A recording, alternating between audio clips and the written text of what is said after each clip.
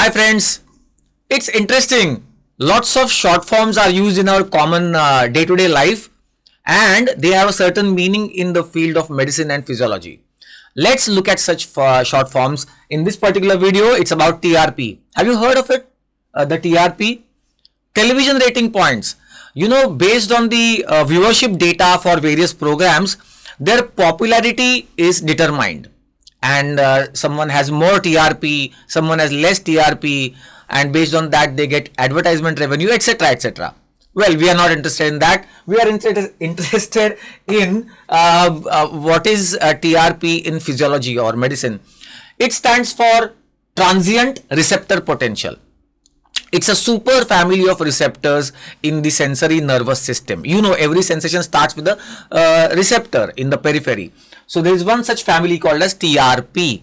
Okay, there are various categories, but basically this super family is concerned with sensation of temperature and pain, detection of heat and cold, and pain sensation. So these receptors belong to TRP superfamily. One commonly known example is TRPV.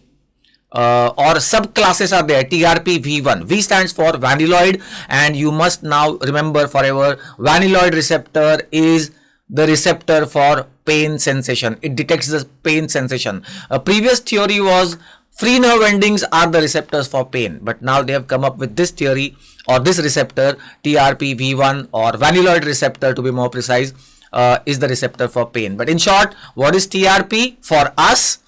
The students of medical science, the TRP is transient receptor potential, the receptors that detect pain and temperature.